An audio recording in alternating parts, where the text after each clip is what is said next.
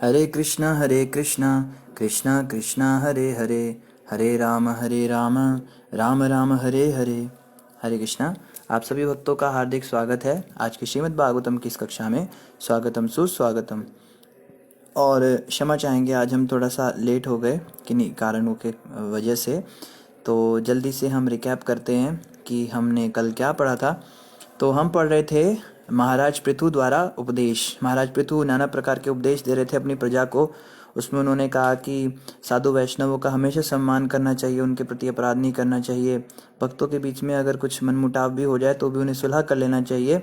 और भगवान को कितने प्रिय होते वैष्णव, भगवान अपने भक्तों के मुख से स्वयं भोजन पाना इतना पसंद करते जितना वो यज्ञ में आहुति के द्वारा भी नहीं लेते। तो कल हमने वैष्णवों की महिमा, साधुओं की महिमा, इसके ऊपर चर्चा की थी। तो आज हम इसी श्रृंखला में पढ़ेंगे श्रीमद् भागवतम चतुर्थ स्कंद अध्याय 21 और श्लोक संख्या 45 से हम प्रारंभ करेंगे। खोलो उसको। आगे यहाँ पे वर्णन आ रहा है, मुझे लगा कोई है। मैत्रेय उवाच। मैत्रेय ऋषि ने कहा। तो महाराज पृथु ने अभी बहुत सारी सुंदर सुंदर स्तुतियां की हैं। उनके जवाब में मैत्रेय ऋषि अब क्या कहेंगे। राजा पृथु को इस प्रकार संभाषण करते सुनकर सभी देवताओं, पितृलोक के वासियों, ब्राह्मणों तथा उस सभा में उपस्थित साधु पुरुषों ने अपनी शुभकामनाएं व्यक्त करते हुए साधुवाद दिया। तो सभी वैष्णव, ब्राह्मण, देवता जितने भी वहां पे उपस्थित थे, सभी बड़े संतुष्ट हुए उनकी बात सुनकर। उन सबों ने घोषित किया कि वेदों का यह निर्णय पूरा हुआ कि पुत्र के कर्म से मनुष्य स्वर्ग लोगों को जीत सकता है, क्योंकि ब्राह्मणों के शाप से मारा गया अत्यंत पापी वेण अब अपने पुत्र महाराज पृथु के द्वारा नारकीय जीवन के गहन अंधकार से उबारा गया था। तो कल भी हमने चर्चा की थी कि अगर हम भगवान की भक्ति करते हैं तो हमारे माता पिता का तो स्वयं ही उद्धार हो जाता है, और माता पिता क्या, ऊपर की भी कई पीढ़ियों का उद्धार हो जाता है भक्ति करने से। इसी प्रकार हिरण्यकश्यप अपने पाप कर्मों से भगवान की सत्ता, श्रेष्ठता का उल्लंघन करता हुआ नारकीय जीवन के गहनतम क्षेत्र में प्रविष्ट हुआ, किंतु अपने महान पुत्र प्रहलाद महाराज की कृपा से उसका भी उद्धार हो सका और भगवान के धाम वापस चला गया। तो हिरण्यकश्यप जो इतना पापी था, इतना दुष्ट था, उसने भगवान की सत्ता को नकारा, हमेशा नास्तिकवाद में अपना जीवन बिताया। लेकिन उनका पुत्र प्रहलाद इतना बड़ा भक्त हुआ भगवान का कि उनकी भक्ति के कारण हिरण्यकश्यप का भी उद्धार हो गया। सभी साधु ब्राह्मणों ने पृथु महाराज को इस प्रकार संबोधित किया। तो सारे साधु ब्राह्मण जितने भी वहां पे उपस्थित थे, सबने एक साथ मिलकर क्या कहा। हे वीर श्रेष्ठ, हे पृथ्वी के पिता, आप दीर्घ जीवी हो, क्योंकि आप में समस्त ब्रह्मांड के स्वामी अच्युत भगवान के प्रति अत्यंत श्रद्धा है। तो सभी उनको आशीर्वाद दे रहे हैं कि आप दीर्घ जीवी हो। श्रोताओं ने आगे कहा, हे राजा पृथु, आपकी कीर्ति परम शुद्ध है, क्योंकि आप ब्राह्मणों के स्वामी भगवान की महिमाओं का उपदेश दे रहे हैं। हमारे बड़े भाग हैं कि हमने आपको स्वामी रूप में प्राप्त किया, जिससे हम अपने आप को भगवान के प्रत्यक्ष आश्रय में समझ रहे हैं। तो सभी धन्यवाद दे रहे हैं कि आपका बहुत बहुत धन्यवाद, आपके उपदेशों के कारण हम जो है बहुत भगवान के नज़दीक अपने आप को इस समय अनुभव कर पा रहे हैं। हे नाथ, अपनी प्रजा पर शासन करना तो आपका वृत्तिपरक धर्म है। यह आप जैसे महापुरुषों के लिए कोई आश्चर्यजनक कार्य नहीं है, क्योंकि आप अत्यंत दयालु हैं और अपनी प्रजा के हितों के प्रति अत्यंत प्रेम रखते हैं। यही आपके चरित्र की महानता है। तो कह रहे हैं कि आपका चरित्र इतना महान है कि आप अपने प्रजा के अंदर जितने भी लोग हैं उन सबका बहुत ध्यान रखते हैं। नागरिकों ने आगे कहा, आज आपने हमारी आंखें खोल दी और हमें बताया कि इस अंधकार के सागर को किस प्रकार पार किया जाए। अपने पूर्व कर्मों तथा दैवी व्यवस्था के कारण हम सकाम कर्मों के जाल में फंसे हुए हैं और हमारा जीवन लक्ष्य ओझल हो चुका है, जिसके कारण हम इस ब्रह्मांड में भटक रहे हैं। तो यहाँ पे सारे देवता ऋषिगण कहते हैं कि आपका बहुत धन्यवाद कि आपने भगवान की भक्ति का उपदेश दे दिया हमको, नहीं तो हम तो सकाम कर्मों में लगे हुए थे। देखो ना, हम भी तो यही कर रहे थे। हम सब जितने भी थे भक्ति में तो आ गए, लेकिन पहले क्या कर रहे थे, सारे सकाम कर्मों में लगे हुए थे। पैसा बनाना है और बहुत बड़ा आदमी बनना है, या ये करना है, सो करना है, ये करके दिखा दूंगा, वो करके दिखा दूंगा। दुनिया भर की हमने इच्छाएं पाल रखी थी, है ना। कई लोग तो कहते हैं, प्रभु जी हमने तो ये सोच रखा है मरने से पहले ना सब कुछ करके देखना है हमें। मरते समय हमें ऐसा ना लगे कि ये रह गया वो रह गया, सब कुछ करके देखना है, सारे पाप सारे गंदे काम हमें करने हैं। मरने से पहले कोई कहता है मुझे डिज्नीलैंड जाना है, कोई कहता है मुझे गोवा में जाना है, कोई कहता है हर प्रकार की शराब पीनी है। दुनिया भर के लोगों ने ऐसे होते हैं लोग। हम भी सोचते थे जब ऐसे लोगों के बीच में रहते थे, भाई सब कुछ करना है, मछली खा के देखनी है, बकरा खा के देखना है, दुनिया भर की चीज़ें पाल रखी थी हमने भी। ये तो बहुत कृपा हुई प्रभुपाद जैसे संतों की और गुरुदेव जैसे संतों की, जिन्होंने हमें सही रास्ते पे ला दिया।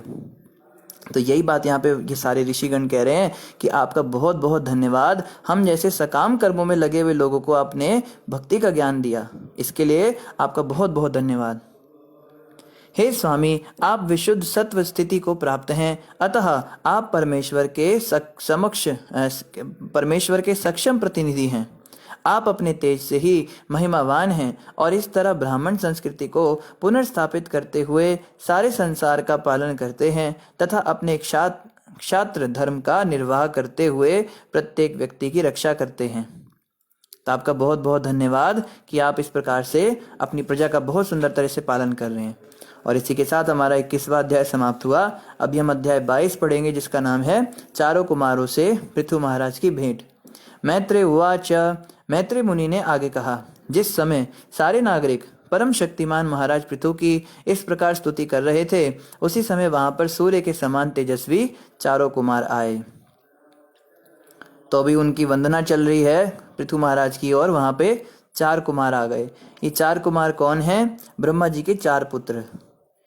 सृष्टि के प्रारंभ में सबसे प्रथम जीव ब्रह्मा थे। ब्रह्मा से सारी सृष्टि आई और ब्रह्मा जी ने सर्वप्रथम 4 पुत्रों को उत्पन्न किया था संसार को आगे बढ़ाने के लिए, सृष्टि को आगे बढ़ाने के लिए।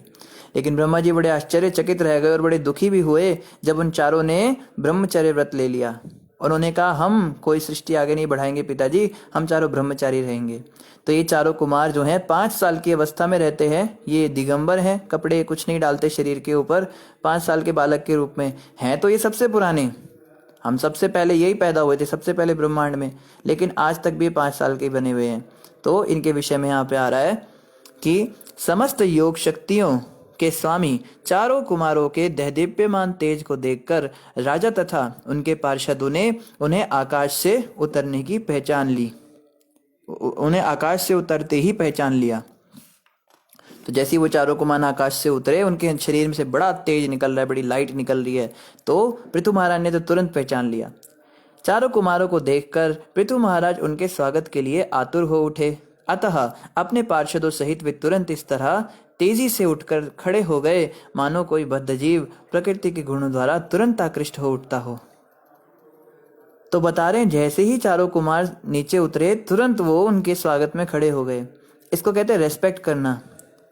एक बड़ा कॉमन सा सेइंग है कि what goes around comes around. जैसा हम दूसरों के साथ करते हैं वैसा हमारे सामने आता ही आता है। तो यहाँ पे बताया जा रहा है कि इज्जत तो सबको चाहिए, हम सभी चाहते हैं भाई हमारी इज्जत हो, लेकिन हम देना नहीं चाहते, हम बस पाना चाहते हैं। तो यहाँ पे दिखाया जा रहा है कि राजा पृथु ने उनको तुरंत रेस्पेक्ट दिया, बहुत ज़्यादा। कैसा रेस्पेक्ट दिया? जैसे ही वो आए तुरंत खड़े हो गए। और कैसे खड़े हुए? यहाँ बता रहे इस तरह से खड़े हुए जैसे प्रकृति के गुणों में तुरंत कोई व्यक्ति आकृष्ट हो जाता है। जैसे शराबी एकदम शराब को देखकर कितना उतावला हो जाता है, कोई प्रिय अपनी प्रिया को देखकर कितना उतावला हो जाता है, कोई भोगी व्यक्ति इंद्र तृप्ति के किसी साधन को देखकर कितना आतुर हो जाता है, उस प्रकार से एकदम से इनको देखते वो जो हैं खड़े हुए, बहुत प्रसन्न हुए। और फिर क्या हुआ? जब वे महान ऋषिगण शास्त्र विहित ढंग से उनके द्वारा किए गए स्वागत को स्वीकार कर राजा द्वारा प्रदत्त आसनों पर बैठ गए, तो राजा उनके गौरव के वशीभूत होकर तुरंत नतमस्तक हुआ। इस प्रकार उसने चारों कुमारों की पूजा की। तो ये नहीं सोचा राजा ने कि हम तो गृहस्थ हैं, गृहस्थ आश्रम सर्वश्रेष्ठ होता है, ये चारों पता नहीं साधु बन गए, कहाँ से आ गए ब्रह्मचारी, और इनका तो जीवन ही बेकार हो गया। ऐसी कोई भावना नहीं थी। ये गृहस्थियों का परम कर्तव्य है कि साधुओं की, विशेष रूप से ब्राह्मण, साधु, सन्यासी, वैष्णव, ब्रह्मचारी, अगर कभी उनके घर पे आए तो उनको बहुत ज़्यादा रिस्पेक्ट दे। ऐसी रिस्पेक्ट दे जैसे स्वयं भगवान को दी जाती है। कारण इन लोगों ने अपना जीवन त्यागा है, इन लोगों ने अपना जीवन हरिनाम प्रचार के लिए त्यागा है। ये लोग इंद्र तृप्ति के लिए जीवित नहीं है। ऑफ कोर्स अगर सच में वैसे साधु हैं, ऐसे नहीं कोई अलगू बाबा फलगू बाबा दुनिया भर के बाबा घूमते हैं, जो इनकी बात नहीं हो रही है। वो जो घर में आ जाते हैं, माई 50 रुपए दे दे, तेरा नहीं तो तेरा पति मर जाएगा, ऐसे लोगों की बात नहीं हो रही है यहाँ पे। सचमुच के जो साधु संत होते हैं, वैष्णव होते हैं, और उसमें भी अगर ब्रह्मचारी सन्यासी कभी हमारे घर आ जाए तो बहुत भाग्यवान समझना चाहिए स्वयं को, क्योंकि ये जो हैं ये दूसरों के लिए जी रहे, परमार्थ के लिए जी रहे हैं। भगवान कृष्ण कहते हैं कि स्वार्थी को मैं नहीं मिलता, परमार्थी को मैं मिलता हूँ। हम तो स्वार्थी बने हुए हैं, हम तो घर गृहस्थी में फंसे हुए हैं। तो ऐसे जो साधु ब्राह्मण हमारे घर आए तो बहुत रिस्पेक्ट देना चाहिए। और यहाँ बता रहे हैं सबसे पहले उनको आसन दिया बैठने के लिए। जैसे मैंने भी कल्चर देखा है, हमारे गांव में भी अभी तक है ये कल्चर, और भी कई भक्तों को हमने देखा है, इस्कॉन के संस्था में भी ऐसा होता है।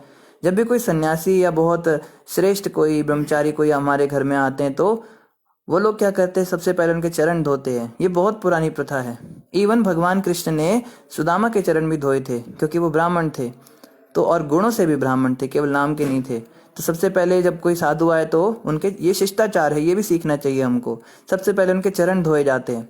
ऐसा नहीं कि ठंड के मौसम में ठंडा ठंडा पानी उनके पैरों में डाल दो और वो कहे बाप रे बाप, ऐसा भी नहीं करना। थोड़ा देख के हमें सबसे पहले चरण पखारने चाहिए। चरण धोने के बाद उस जल का छींटा पूरे घर में दिया जाता है। कोई कोई तो पी भी जाता है उसको, जैसी जिसकी भावना है, नहीं तो किसी फेंक देते हैं, पौधे में डाल देते हैं। अगर बहुत बड़े संत हैं, कोई गुरु महाराज हैं ऐसे, तो उनका तो बिल्कुल पी जाना चाहिए उसको, बड़ी श्रद्धा के साथ में। उसके बाद में उनको बिठाया जाता है, आसन दिया जाता है, आप यहाँ बैठिए।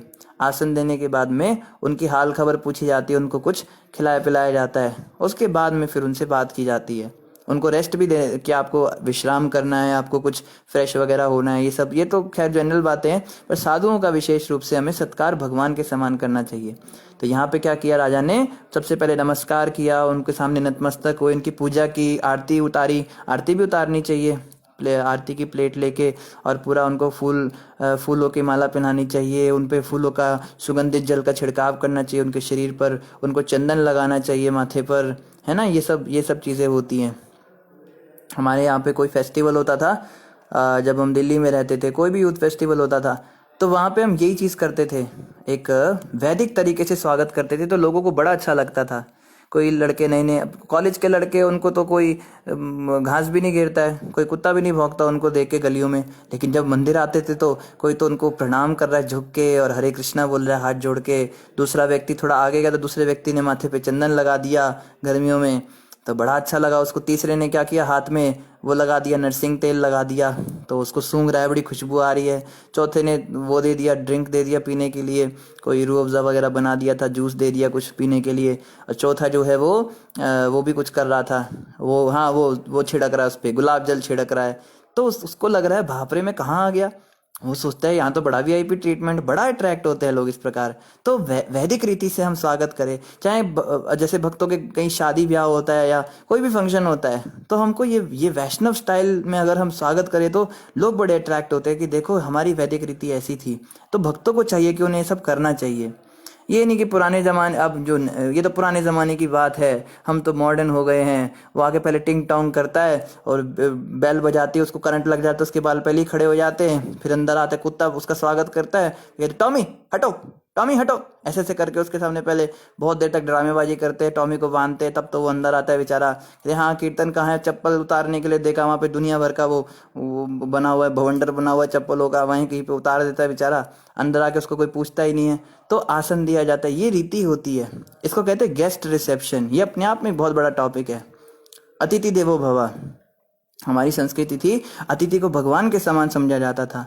तो ये गेस्ट का रिसेप्शन कैसे किया जाता है, ये अपने आप में एक पूरा टॉपिक है। ये हमको सीखना चाहिए, कम से कम वैष्णवों को तो ये चीज़ें आनी चाहिए, कुछ अपने कल्चर का। ये नहीं कि बस अंग्रेजों की तरह उसको बिठा लिया, हाँ भाई आपके लिए कुछ बनाओ खाने के लिए, खा के आए घर से। अच्छा कितने दिन के लिए आए पहले ये बताओ, वापस की टिकट कब किया आपकी? अच्छा इतने दिन हो गए, हाँ ठीक है, अच्छा चलो ठीक है, अब आ गए तो वापस तो भेज नहीं सकते आपको, रहो फिर क्या करना है ना। या आउट हाउस बना देते हैं, आउट हाउस कल्चर हो गया। घर के अंदर तो हम रहेंगे, घर के बाहर एक कमरा बना दिया, हाँ वहाँ जाके रहिए, बुआ जी वहाँ पे रहिए, जाइए, बाहर कर दिया। तो ये सब वेस्टर्न कल्चर बेकार का है, यहाँ से हमें सीखना है। उसके बाद क्या किया, तत्पश्चात राजा ने कुमारों के चरण कमलों के धोए हुए जल को लेकर अपने बालों पर छिड़का। तो धोया हुआ जल जो है वो बालों पर छिड़का। ऐसे शिष्ट आचरण से राजा ने आदर्श पुरुष की तरह यह प्रदर्शित किया कि आध्यात्मिक दृष्टि से उन्नत व्यक्ति का किस प्रकार सम्मान करना चाहिए। तो महाराज पृथु ने सबको दिखाया ऐसे सम्मान किया जाता है साधु पुरुषों का। चारों मुनि शिवजी से भी ज्येष्ठ थे। शिवजी भी एक प्रकार से देखा जाए तो उन चारों के बाद प्रकट हुए थे, है ना। तो चारों जो भाई हैं ये शिवजी से भी ज्येष्ठ थे। और जब वे सोने के बने हुए सिंहासन पर बैठा दिए गए तो ऐसा प्रतीत हो रहा था मानो वेदी पर अग्नि प्रज्वलित हो रही हो। महाराज पृथु ने उनसे अत्यंत शिष्टता तथा सम्मान पूर्वक बड़े ही संयमित स्वर में कहा। तो साधुओं से बात कैसे की जाती है?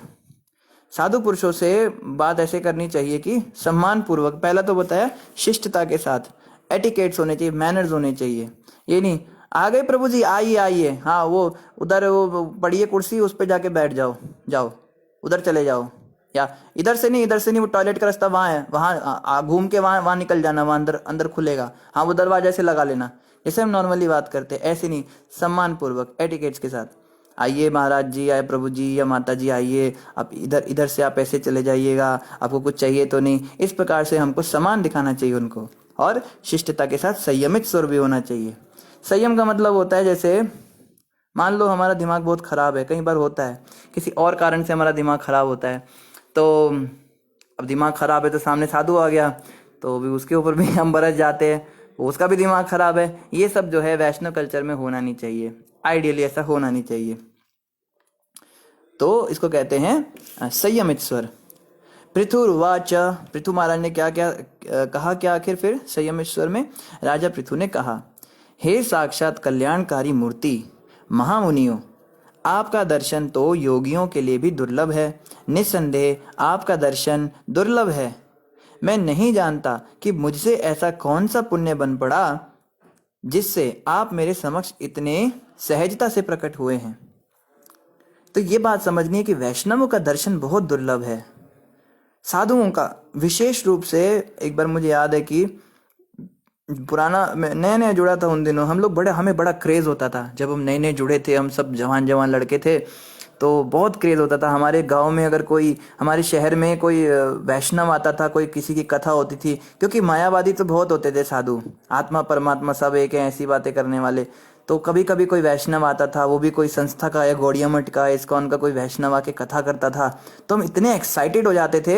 हम सोचते थे उनसे ऐसे बात करेंगे, उनके सामने ऐसे बोलेंगे, ये पहन के जाएंगे। बहुत ज़्यादा हम प्लानिंग करते थे, 2-3 दिन पहले हमारी प्लानिंग शुरू हो जाती थी। और जैसे ही हम सत्संग जाते थे उनको दंडवत प्रणाम करना, और अगर उन्होंने हमारी तरफ देख लिया तो हमें लगता था बाप रे बाप कितना बड़ा बात हो गया, कितना सम्मान होता था उस समय। मुझे याद है, पता नहीं वो बातें कहाँ चली गई, समय के साथ सब खराब हो गया। तो वहां पे हम बहुत ज्यादा सम्मान उनको दिखाते थे, और दूसरों को बताते थे।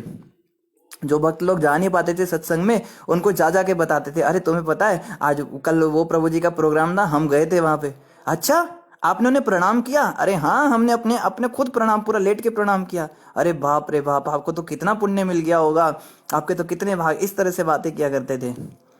अब तो पता नहीं क्या हो गया, समय के साथ ना पता नहीं सीरियसनेस कहाँ चली जाती है।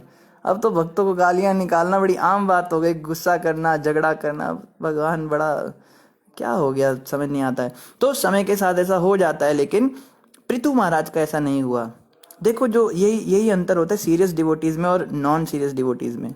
हम लोग ना इतने गंभीर नहीं हैं, हम लोग बस ऐसे ही सोचते हैं, रोज रोज का काम है इनका, प्रोग्राम में हर रोज फोन आ जाता है, हरे कृष्णा आप आ रहे हैं संडे प्रोग्राम में? अरे हाँ आ जाएंगे, देख लेंगे। हर सैटरडे फोन कर देते हो यार, क्या क्या तुम्हारा सिस्टम है? या मंदिर में जाके बैठ जाते, टाइम पे आया कीजिए आप, टाइम पे। तुमको पता है हम कितने सारे काम करते हैं, तुम्हें पता है कितने सारे झंडे गाड़ के आए आज हम, हमको बता रहे हो टाइम पे आना चाहिए, तुम क्या जानो हमारी दिक्कत को। तो ऐसे हम गुस्सा करने लगते, झंझलाने लगते हैं। पर पृथु महाराज यहाँ पे दिखा रहे हैं कि भक्तों को कितना सम्मान देना चाहिए। आगे कह रहे हैं, जिस पर ब्राह्मण तथा वैष्णव प्रसन्न हो जाते हैं वह व्यक्ति इस संसार में तथा साथ ही मृत्यु के बाद भी दुर्लभ से दुर्लभ वस्तु प्राप्त कर सकता है। ये बहुत इंपॉर्टेंट श्लोक है, ये 4 स्कंद के 22वें अध्याय का 8वां श्लोक, कि जिस पर ब्राह्मण तथा वैष्णव प्रसन्न हो जाते हैं वो इस संसार में और इस संसार के साथ मृत्यु के बाद दुर्लभ से दुर्लभ वस्तु प्राप्त कर सकता है। तो हमें हमें बहुत मुश्किल है, कोई चीज़ प्रभु जी हो नहीं पा रहा है, ये काम बड़ा समय से अटका हुआ है, या कोई कोई कितना मुश्किल है इसको पाना, भक्ति की अवस्था आनी, दुनिया भर की बातें हमारे मन में होती है। इनको पाना बहुत सरल हो जाता है अगर कोई वैष्णव हमसे प्रसन्न हो जाए। ये शॉर्टकट कीज हैं, ये बिल्कुल सही बात है। क्योंकि वैष्णव अगर प्रसन्न हो गए तो भगवान प्रसन्न हो गए। ऐसे भगवान को सीधे प्रसन्न करने जाओ। अब मान लो कोई अरबपति आदमी है और आपको उसे खुश करना है, आपको उससे कुछ अनुग्रह चाहिए, तो उस अरबपति आदमी को क्या दोगे उसको खुश करने के लिए? आप कहोगे प्रभु जी हम लोग सम्मान दे देंगे। अरे सम्मान देने वालों की लाइन लगी हुई है उसके पास, क्या दे सकते हो? कुछ नहीं दे सकते। जो वस्तु उसको खरीद के गिफ्ट दोगे उसके पास सब कुछ पड़ा हुआ है। आपको बड़े भाव से देंगे तो भाव क्या तुम्हारा भाव है? अपने काम निकालने के लिए तो दुनिया भाव दिखाती है, कैसे उसको प्रसन्न करोगे? तो संत लोग युक्ति बताते हैं, उसके छोटे से बच्चे को 5 रुपए की टॉफी खिला दो और फिर देखो वो भागता हुआ जाएगा, पापा उन अंकल ने मुझे टॉफी दी, देखो इतनी बढ़िया टॉफी, मजा आ गया मुझे। अब वो कहेगा कौन है बेटा अंकल, दिखा। कहेंगे आपने मेरे बेटे को टॉफी दी, आपने मेरे बेटे को खुश किया, बहुत बहुत थैंक यू, मेरे बेटे के मुंह पे आपने मुस्कान लाई, बताइए आपकी कैसे मदद करूं। और फिर देखो सारे काम हो जाएंगे। तो ये शॉर्टकट होते हैं, ऐसे सीधे उसको खुश करने जाओ। इसीलिए कहा जाता है कि भगवान के पास सीधे कभी नहीं बढ़ा जाता। हम कहते हैं हम सीधे भगवान को मिलेंगे, अरे भगवान को प्रसन्न करना मतलब समझ रहे हो? बड़े बड़े योगी ऋषि मुनि भगवान को प्रसन्न नहीं कर सकते, लेकिन उनके जो प्यारे भक्त होते हैं, जो उनके बड़े दुलारे होते हैं, जो बड़े उनके पहुंचे हुए संत होते हैं, जो उनके ऊपर पूरी तरह आश्रित है, जैसे एक छोटा बच्चा अपनी माँ की गोद में रहता है, ऐसे संत जो हैं ये हमेशा भगवान के आश्रय में रहते हैं। ऐसे संतों को अगर कोई खुश कर दे तो भगवान तुरंत खुश हो जाते हैं। अरे तुमने मेरे भक्त को खुश किया, लाओ बताओ क्या काम अटका हुआ है तुम्हारा। तो ये शॉर्टकट है कि वैष्णवों को प्रसन्न करने से हमें दुर्लभ से दुर्लभ वस्तुएं प्राप्त हो जाती हैं। यही नहीं, ब्राह्मणों तथा वैष्णवों के साथ साथ रहने वाले कल्याणकारी शिव तथा भगवान विष्णु का भी उस व्यक्ति को अनुग्रह प्राप्त हो जाता है। ये मत समझना कि खाली वैष्णव को, प्रभु जी वैष्णव को क्या खुश करना, हम तो भगवान को खुश करेंगे ना। ये भगवान थोड़ा ना, ये तो इंसान ही है ना, आखिरकार तो ये मिडिल मैन है, ये तो इंसान है। तुम उनको पूजो जिन्होंने तुम्हें बनाया है, ना कि जिनको तुमने बनाया। ऐसी सी बातें करते हैं ना लोग, साधु संत क्या है, हम सीधा भगवान को। तो देखो अगर संतों को प्रसन्न कर दिया ना तो भगवान प्रसन्न हो जाएंगे, और भगवान प्रसन्न हो गए तो क्या होगा? यस्मिन तुष्टे जगत तुष्टम, फिर तो सब प्रसन्न हो जाएंगे। फिर शिव जी भी कृपा करेंगे, देवी भी कृपा करेंगी, विष्णु जी भी कृपा करेंगे, सबकी कृपा ऑटोमेटिक मिल जाएगी। ऐसे अलग अलग से उनकी आरती घुमानी पड़ेगी, गानी पड़ेगी, फिर भी उनको पसंद आए नहीं आए। एक वैष्णव को ही खुश कर दीजिए ना। इसीलिए कहते हैं जो व्यक्ति गुरु भक्त होता है, गुरु के चरणों में उसकी अगाध श्रद्धा हो जाती है, गुरु निष्ठा बहुत ज्यादा होती है, ऐसे भक्त के लिए सारे के सारे देवी देवता उस पर प्रसन्न हो जाते हैं, उसको अलग से उनकी पूजा नहीं करनी पड़ती। ये गुरु भक्ति का उदाहरण होता है। जैसे शास्त्रों में एक उदाहरण है, एक बार की बात है, एक भक्त थे। तो वो पहले तो भक्त नहीं थे, ऐसे सीधे साधे से थे, भोले वाले से, भोलू राम थे। तो वो भोले वाले भक्त क्या करते थे, वो ऐसे ही घूम रहे थे बाहर, तो खाने पीने के लिए उनको कमी हो गई। तो उन्होंने सुना आश्रमों में बहुत खाने को मिलता है, कई लोग तो खाने पीने के लिए आश्रम ज्वाइन कर लेते हैं, तो उनका भी कल्याण हो जाता है। तो उसने क्या किया, उसने पता किया भाई पास में एक आश्रम है, वहाँ पे एक गुरुजी रहते हैं और जो भी ऐसे होता है उसको रख लेते हैं। तो गुरुजी के पास जाके कहता है, गुरुजी मुझे खाने पीने की कमी है। भोला वाला था, सीधा बोल दिया उसने, तो आप मुझे कुछ रख लीजिए यहाँ पे। कहते हैं हाँ हाँ बेटा आजा, रह ले तू आश्रम में, पर तुम सेवा क्या करोगे? आश्रम में तो सेवा करनी पड़ती है, फ्री में तो रहा नहीं जाता है। तो उसने बोला सेवा तो मुझे कुछ आती नहीं है, आप जैसे कह दोगे वैसे कर दूंगा। तो गुरुजी ने कहा चलो ठीक है, तुमको मैं जैसे जैसे कहूँगा तुम वैसे वैसे करना। तो वो रहने लगा। कभी उसको गौचारण के लिए भेज देते थे, कभी उसको चक्की पीसने में लगा देते थे, अलग अलग सेवाएं दे देते थे उनको। तो एक बार क्या हुआ, उनको डीटी वर्शिप के लिए भेजा, भगवान की पूजा करने के लिए। राम जी का दरबार था, सीताराम लक्ष्मण हनुमान जी थे, तो राम दरबार में वो आरती करता, भाव बहुत ऊंचा उसका। ये जो भोले भाले होते हैं ना, इनको भगवान बड़ी जल्दी मिल जाते हैं। ये सीधा सरल था। अब गुरुजी ने कहा ये साक्षात भगवान खड़े हैं, और गुरुजी को दिखते भी थे भगवान, सीताराम जी साक्षात दिखाई देते थे। हमको तो पत्थर की मूर्ति दिखती है, पर गुरुदेव को तो साक्षात दिखते हैं। तो बोला बेटा ये साक्षात खड़े हैं, इनकी सेवा अच्छे से करना। तो सेवा करने लगा। तो करते करते क्या हुआ, अब था तो भाव वाला, ज्यादा इसको नियम फियम तो आते नहीं थे, 4 बार चरणों पे, 2 बार कमर पे, 3 बार मुख पे, 7 बार घुमाना है, क्या घुमाना है उसको आता था नहीं। वो कई बार क्या करता था, दिया घुमा रहा है तो घुमाया जा रहा है, घुमाया जा रहा है, दिया बुझ भी जाता था फिर भी घुमाया जा रहा है, इतना भाव में आ जाता था। आरती होती थी 10 मिनट की और 2 घंटे तक आरती करता रहता है। तो बाहर के जो लोग आते थे उन्होंने मंदिर में आना बंद कर दिया, ये सोच के कि इसका तो दिमाग आउट हो चुका है, ये पागल हो चुका है पुजारी, अभी ये मंदिर में क्या जाना। तो देखते ही देखते उस मंदिर के अंदर भीड़ कम होने लगी।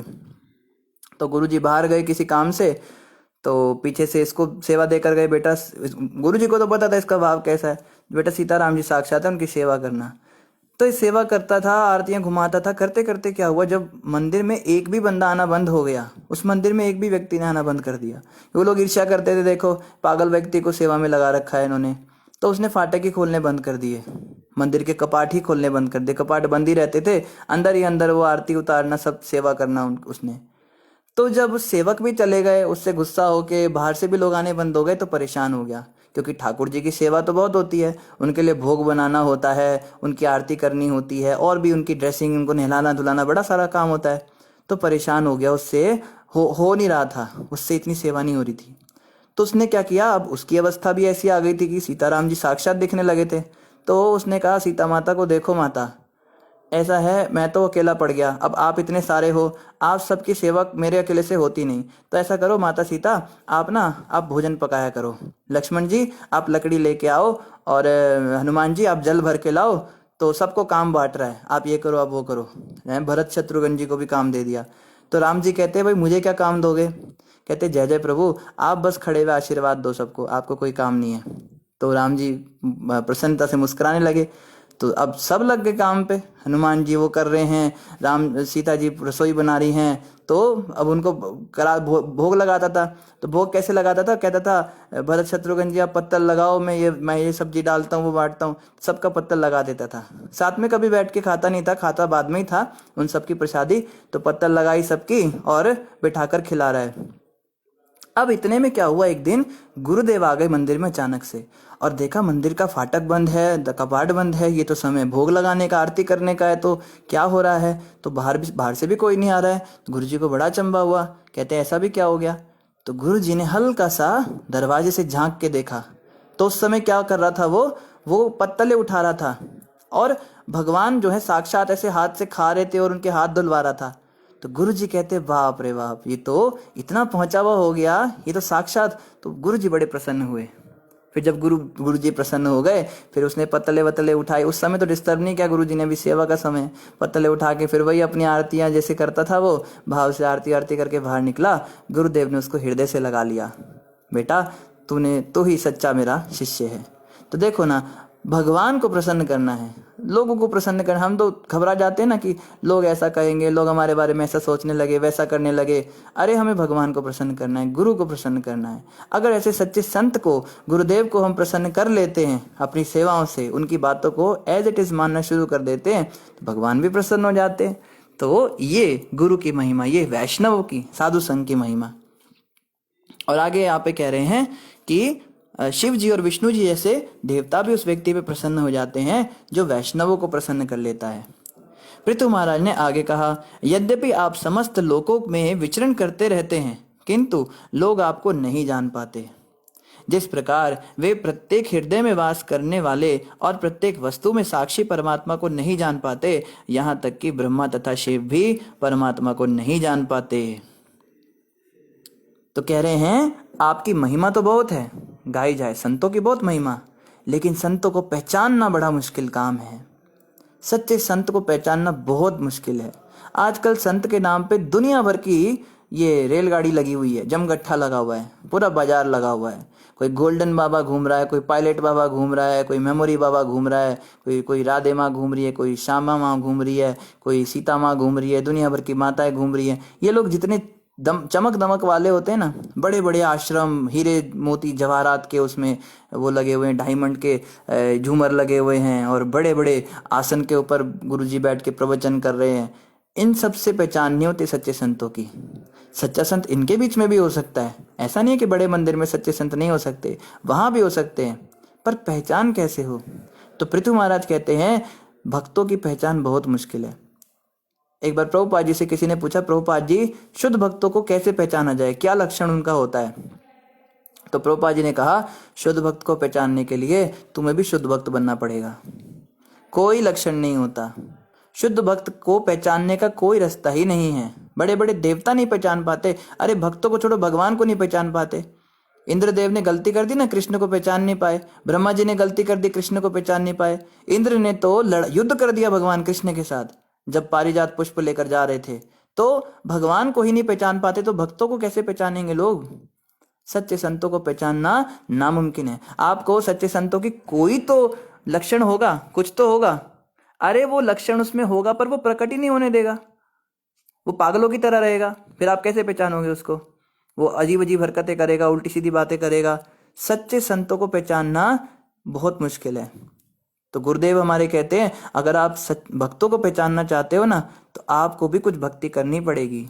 जब हम कुछ आध्यात्मिक रूप से अपनी उन्नति करेंगे, तब हृदय में बैठे परमात्मा हमको गाइड करेंगे, हाँ ये सच्चा संत है, ये भक्त है, ये कुछ बड़ा चढ़ा है। नहीं तो आप कहो भाई बहुत अच्छा कोई लेक्चर देता हो तो वो बड़ा अच्छा भक्त होगा। इससे कोई भक्तों की पहचान थोड़ी ना होती है लेक्चर देने से। आप कोई कथा बड़ी सुंदर उनकी हम सुनते हैं या हमारी सुनते हो, आप लोग सोचते होंगे इससे कोई भक्त थोड़ा ना बन जाता है। कथाकारी तो वो अच्छा, भक्त के अंदर क्या लक्षण होना चाहिए तो हमें पता ही नहीं, और पता चल भी जाए तो वो भक्त हमारे सामने उस लक्षण को प्रकट करे या ना करे। इसलिए हम बहुत बार गलती कर जाते हैं। जैसे पीछे भी एक माता ने एक बार प्रश्न किया था, रक्षक ही भक्षक बन जाए तो क्या करे? हम तो सोचते हैं तो बहुत, जैसे नया नया हम पे इम्प्रेशन आता है ना, तो बहुत अच्छे भक्त हैं, देखो इनके इनके चेहरे पे ऐसा तेज है, ये बड़ा अच्छा कथा कर रहे हैं, ये कर रहे हैं। थोड़ा सा उसके नज़दीक जाते हैं तो पता लग जाता है असलियत, अंदर तो कुछ और ही चल रहा है। तो कैसे कैसे पहचाने भक्तों को? तो पृथु महाराज कह रहे हैं, ये जो है ये ब्रह्मा जी और शिव जी जैसे लोगों के लिए भी परमात्मा को समझना असंभव है। इसी प्रकार संसार के सामान्य जीव कैसे संतों को पहचानेंगे, वैष्णवों को, भक्तों को कैसे पहचानेंगे? कोई भी व्यक्ति जो धनवान हो तथा गृहस्थ जीवन व्यतीत कर रहा हो, वह भी अतीव धन्य हो जाता है जब उसके घर में साधु पुरुष उपस्थित होते हैं। कोई कहीं हम तो बहुत पैसे वाले हैं, हम तो गृहस्थ हैं, हमारे तो बहुत अच्छा प्रॉपर्टी है, लैंड है, कहते हैं, तो भी अगर तुम्हारे घर में वैष्णव ब्राह्मण नहीं आते तो तुम संसार के सबसे बड़े गरीब व्यक्ति हो, तुम सबसे निर्धन व्यक्ति हो। अगर तुम्हारे घर में वैष्णव ही नहीं आते, क्या फायदा इस दौलत का? ये दौलत तुमको नरक के द्वार में ले जाने के लिए ही साबित होगी। तो जितनी ज्यादा दौलत उतने ज्यादा खतरनाक नरक में तुम जाने की तैयारी कर रहे हो। तो कैसे कह सकते हो अमीर हैं? अमीर तो वो है जो वास्तव में फकीर है, भगवान के भक्ति का धनी हो।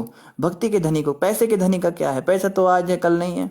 तो यहाँ बता रहे हैं, जिसके घर में वैष्णव पधारते हैं, ऐसे गृहस्थ के घर में अगर वो धनवान भी हो तो भी साधु पुरुष के आने से ही वो अतीव धन्य होता है। गृह स्वामी तथा सेवक जो सामान्य अतिथियों को जल, आसन तथा स्वागत सामग्री प्रदान करने में लगे रहते हैं, वे धन्य हो जाते हैं और वह घर भी धन्य हो जाता है। आज लोगों के घर में बरकत क्यों नहीं होती? क्यों बरकत नहीं है?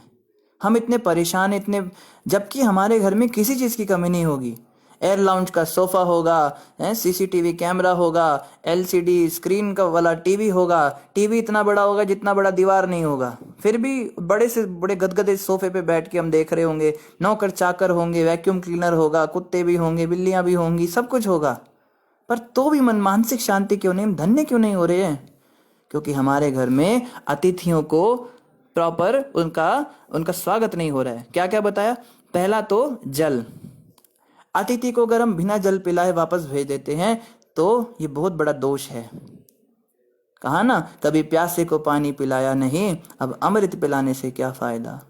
प्यासे को हमेशा पानी पिलाना चाहिए। दूसरा आसन, कोई घर में आता है तो हमारा क्या कल्चर हो गया, दरवाजे से दरवाजे ही बाहर कर देते हैं। क्योंकि कई लोग झूठे मूठे भी साधु बन के आ जाते हैं, वो अंदर उनको बुलाओ, पता लगा लॉकर ही साफ कर गए, तो लोगों को डर भी लगता है। तो खैर वो बात अलग है, लेकिन अगर हमें पता है कोई सच्चा संत है, भक्त हैं, उनको आसन, जल और स्वागत सामग्री अवश्य प्रदान करनी चाहिए। उनको कुछ गिफ्ट दे के भेजना चाहिए। ये नियम था भारत के अंदर।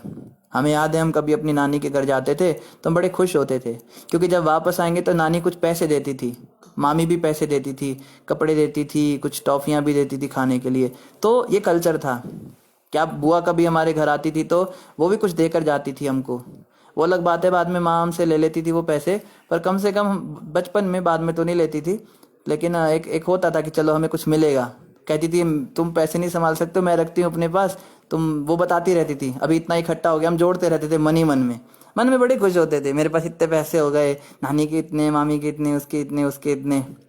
तो ये कल्चर था।